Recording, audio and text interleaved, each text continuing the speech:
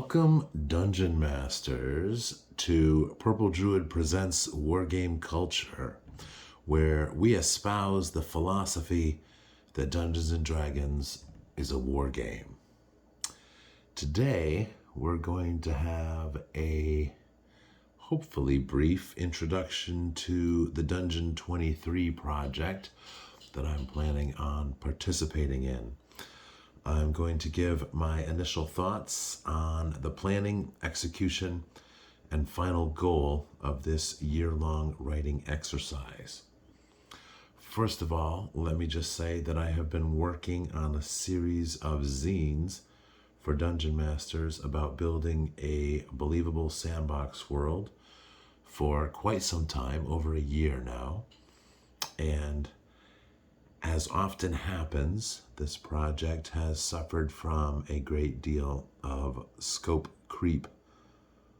So basically what I'm trying to put together is a small instruction manual on how to tie together the wilderness, the dungeon, and your faction/domain play.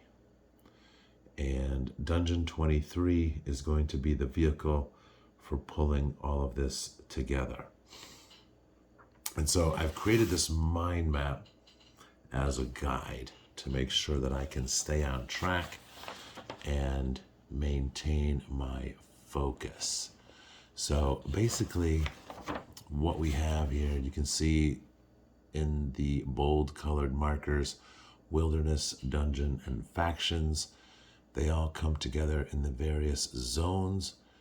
And those zones, that's where all the action happens. You can have a point crawl in a wilderness. You can have a point crawl in a dungeon. The factions can be nodes on that point crawl. The factions have history. The dungeon has history. Wilderness has history, settlements, resources, trade, magic, and religion. So there are a lot of different pieces to this puzzle. And so with this mind map, I'm hoping to be able to stay on track. And there's been some discussion in some of the discords that I participate in about how there is some concern regarding the coherence of the possible final result of the Dungeon 23 project, and how it might go all over the place, and how it could be hard to maintain sorts of aesthetics and things like that. So the mind map is going to be my guide that I will look at every day when I am doing my room details. So in any case, we start with the surface, the wilderness area. And I've already done a lot of writing about this, and this will actually be the first part that will see the light of day. And with regards to the surface and the entire project, actually, I'm going to be designing for Low Fantasy Gaming a rule set put together by Stephen Grodzicki, which is absolutely fantastic. I've been using a modified version of this rule set for my own home game that is over 2.5 years old, well over 100 sessions, and I've got some characters in there. Two of the players actually have been involved since the very beginning, and it's very exciting, and there's all sorts of cool things that have happened. We've had mass combat, we've had party death, we've had guest dungeon masters, we've had all kinds of cool things. So in any case, what we have, we're going to start with the surface. And so this is a schematic of the surface hexes. These circles represent 5-mile hexes, and beginning with the encounter tables, I have pulled out the big monsters and the factions that will be found in these particular hexes. The hexes that you see here This is going to be about 15 miles by about 20 miles. And this represents the surface area above the dungeon. This dungeon is going to be sprawling and expansive. I'm not sure if it's going to be fully 12 levels. There will be 12 major zones, but those zones will not necessarily be stacked upon each other like pancakes. So anyway, I assign a terrain type based on the map. This is going to be reflected in an actual area in the actual campaign.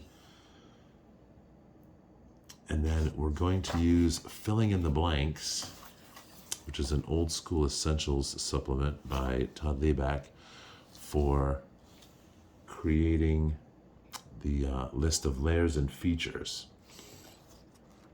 So, what was I saying here? This book is worth 100 times its weight in gold. If you don't have it, go to DriveThruRPG and get it. It is a fantastic, fantastic resource.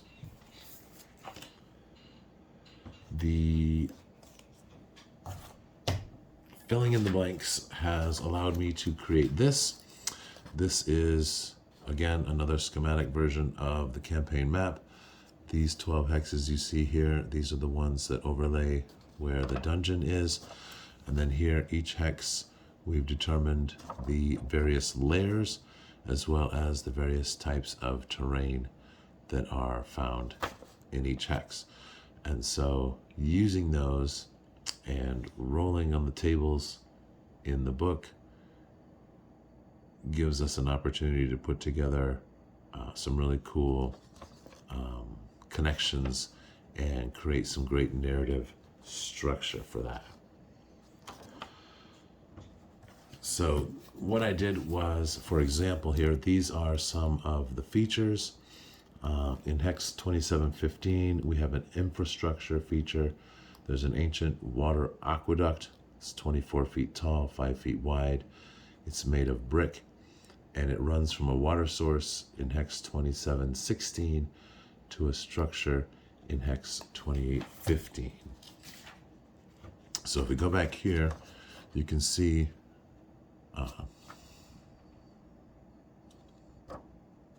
did I get that right? I wrote this down wrong. Oh, no. 2716 to 2815.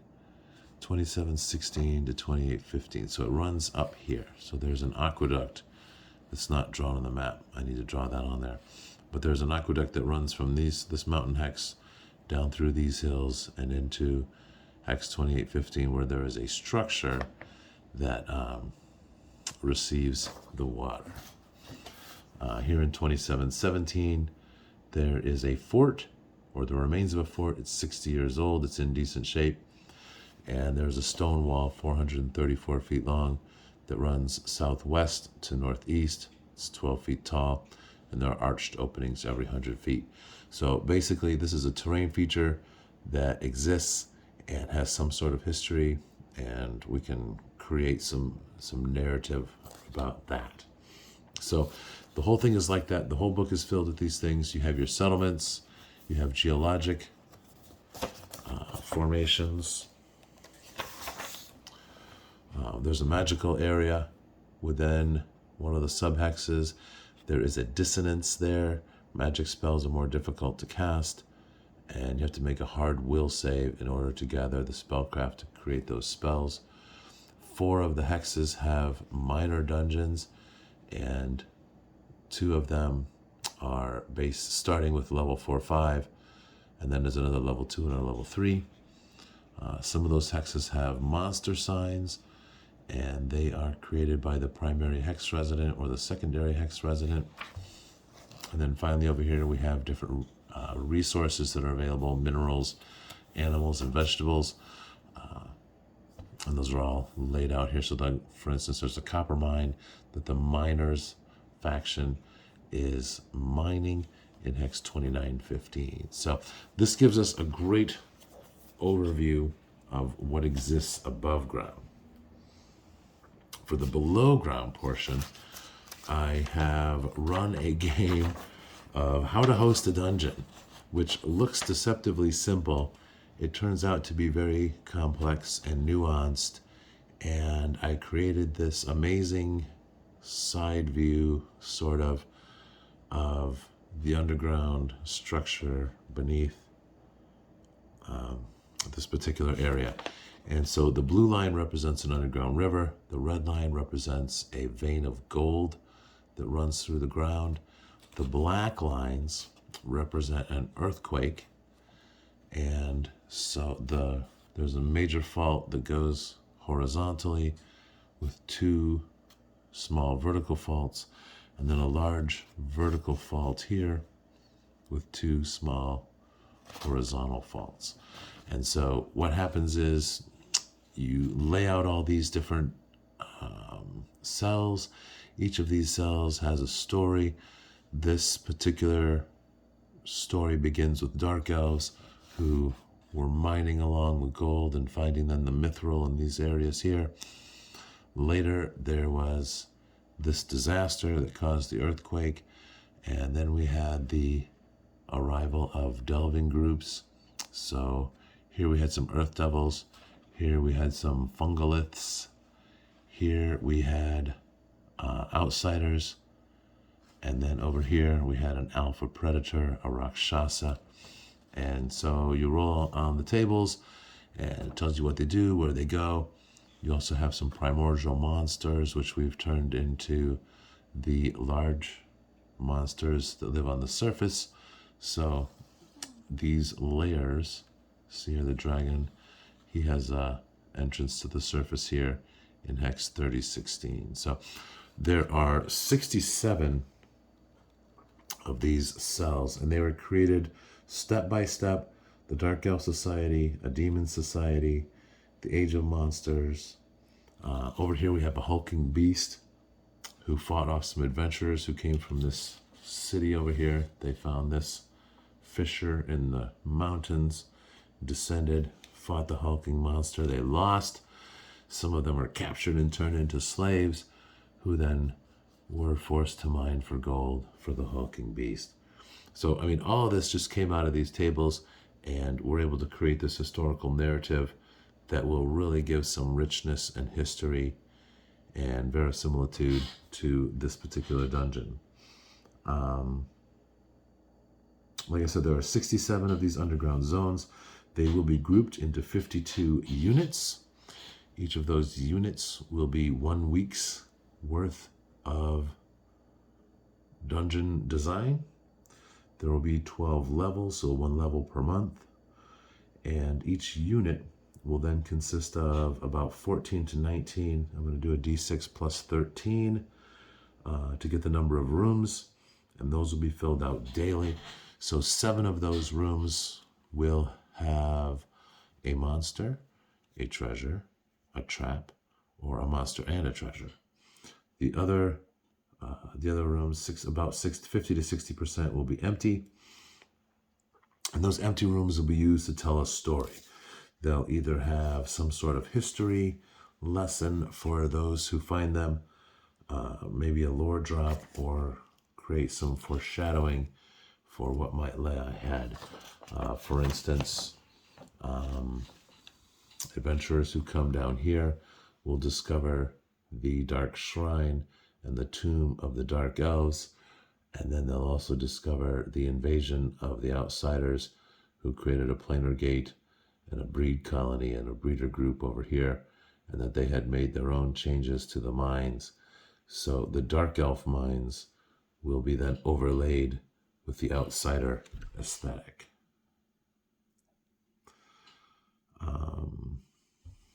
So this is the initial plan for how the dungeon will develop.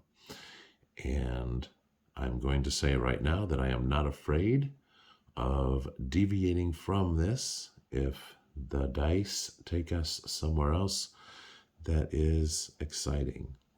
But right now we have the remains of 4 great civilizations, as well as 2 powerful creatures that may or may not still be around.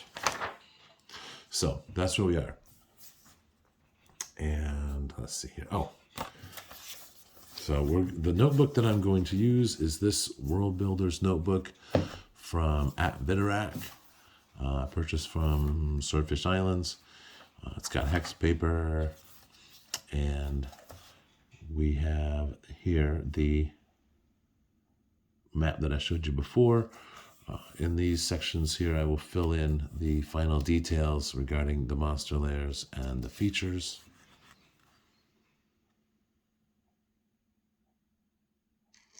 As well as the factions.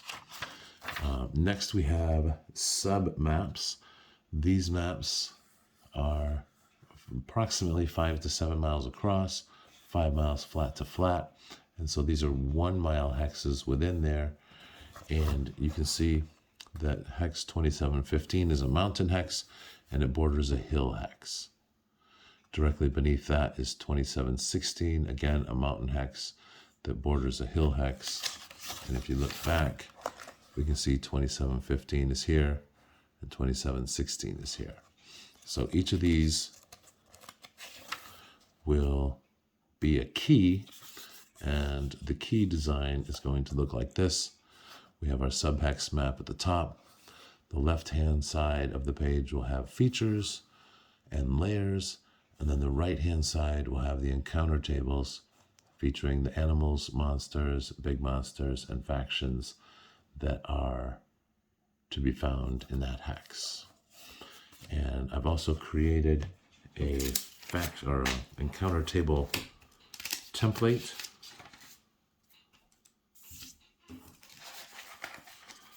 Template looks like this. It is a D6 plus D8, which gives us 13 results. So 7, 8, and 9 are equally probable. The 2 and the 14 are way down in the 2% range.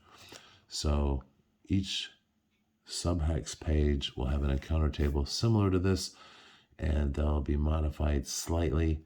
For instance, where it says primary layer monster here, obviously that'll be different for each hex. The secondary layer monster, there are 1, 2, 3, 4 entries for those, and those will be randomly determined. So for example, hex 2715 here, there are 6 hexes around it. We'll determine the primary layer creature for each one. And we already know that for 2815,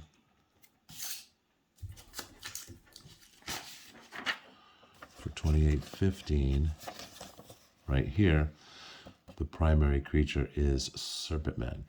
So in hex 2715, one of the secondary creatures that could be found are the Serpentmen here. We can also have these shades and these scorn will turn up on the encounter tables for this hex where the wyverns live.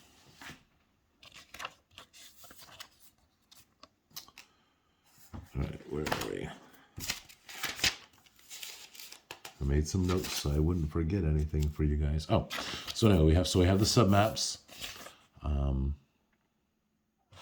Got to work on some of my cartography skills here. That was fun. I think I was getting a pretty good hang on those mountains by the time I got to the end. Here we have the isometric grid section. There are 12 of these pages. These pages will be used for detailing very complex and important areas within the mega dungeon. So for instance, some of the named areas that belong to the various civilizations, such as we mentioned previously, the outsiders, they have a breed colony and a planar warp. Those will definitely get very detailed maps. The other unit dungeon maps are going to be a little more abstract, and we'll get to that in a bit. The dot grid section. This is where the abstract map and the key will be going. So the maps is going to be on the left-hand side. That way, because I'm right-handed, So I can draw the map on this side, and then I can list the key here. And while I'm writing, I can see what I'm doing. If I'm writing on this side, I'm covering up the map with my hand, so that'll make it a little tricky. But anyway, the map will be on the left, the key and the notes will be on the right. Each 2-page spread will represent 1 unit for 1 week's worth of work. And as I mentioned before, there'll be 14 to 19 rooms, and 7 of those rooms will have a monster, a trap, a treasure, or a monster and a treasure. 4 to 5 of these 2-page spreads will form the basis of an entire level. And then I have these divided up by quarter and by week. So this is January 2 through 8, January 9 through 15, January 23 to 29. I started coloring in these squares here to color code the areas with regards to factions, but I think I've changed my mind on that, so disregard that for right now.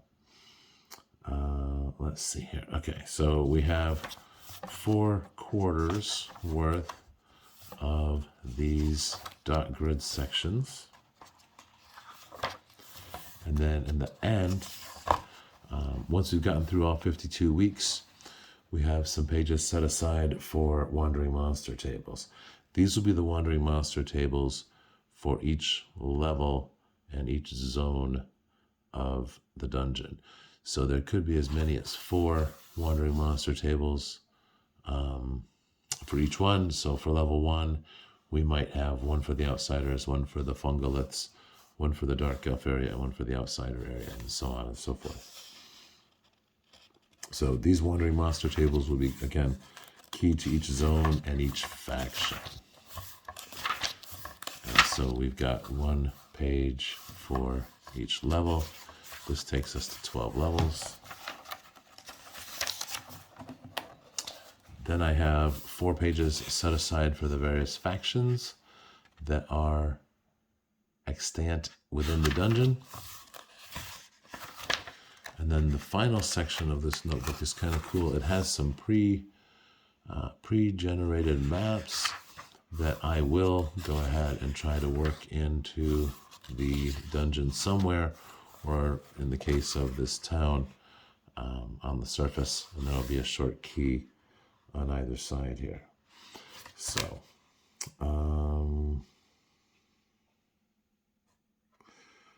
so anyway, I mentioned that the dungeon unit section itself, 7 rooms keyed here. This is going to be done in kind of a schematic fashion. And that schematic, I was thinking about doing something like this, but I've decided to go ahead and use the Pointcrawl dungeon generator, which is going to create a dungeon that looks like this. And so I went ahead and printed out some 11 by 17 sheets that have a nice big area in the middle. And so we will run through the dungeon Pointcrawl generator and create our sketch here. Once that has been done in pencil, then we'll transfer it over to the pages in the notebook and go ahead and prepare to do the keys for each week. We're going to start out with this 11 by 17 sheet that'll sketch out each zone.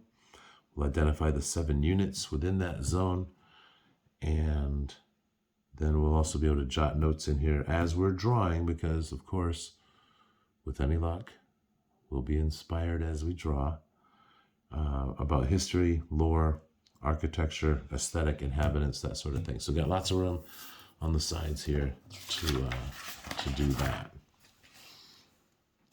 I also have some blank 11 by 17 paper. We'll use those to sketch out each unit, make notes about each point or each node, and then, like I said, we'll transfer the clean version to the notebook in pencil for making our final key. Per the first edition Dungeon Master's Guide, we will be doing each zone to have 50 to 60% empty rooms. And then the schedule, every day we'll key 1 dungeon room and 1 empty chamber.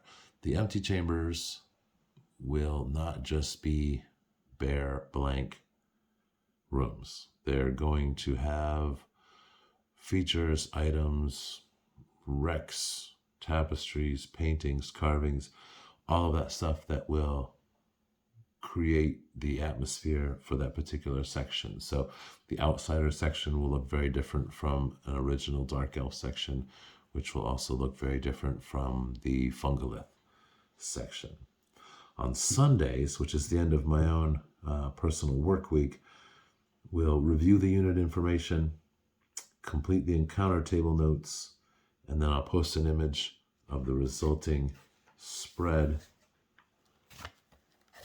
and any ancillary information. So you'll get a spread like this. There'll be a picture, it'll go on Twitter, and you'll have your map over here and your key up here. So there'll be 52 of those. I'll try to put them together in a thread.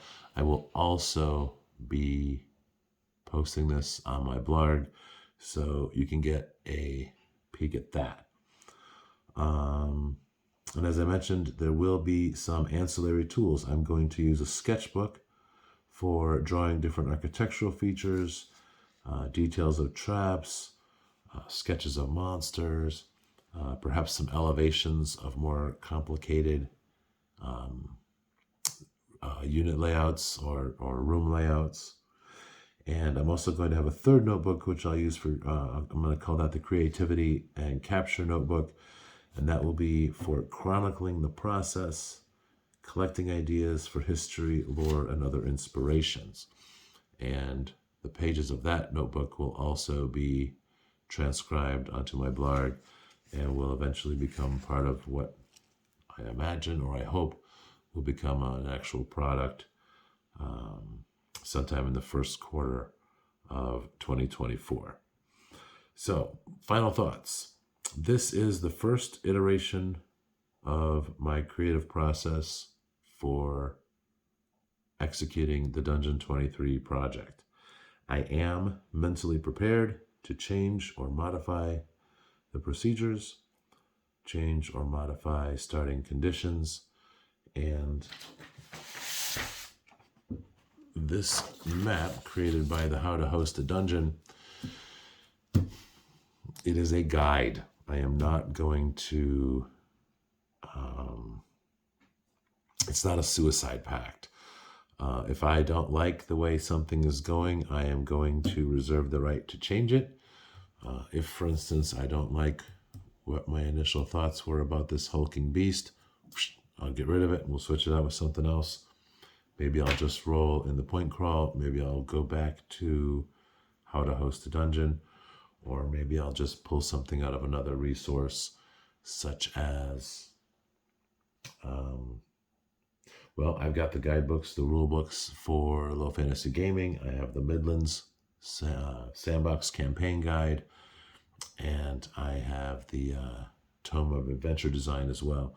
So all of those will come in very handy for completing this project.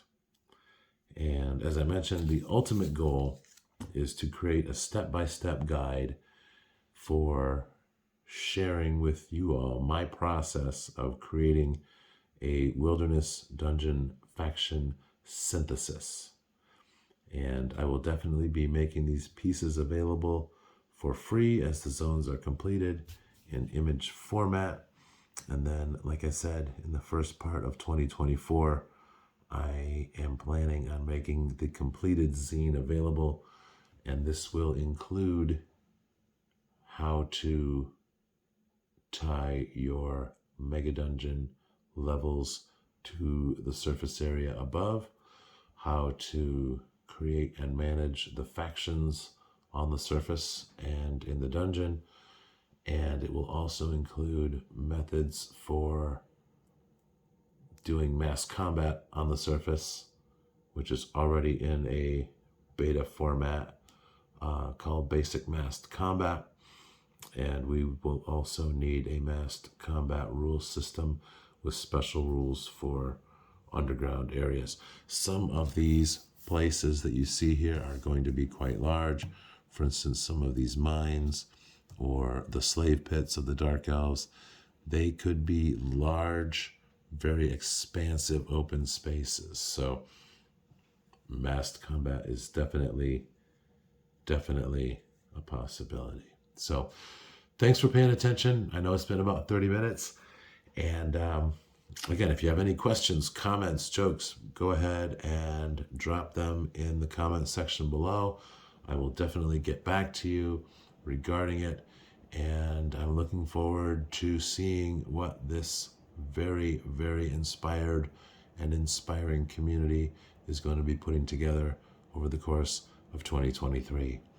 Thank you so much. Hit like and subscribe, and keep on gaming.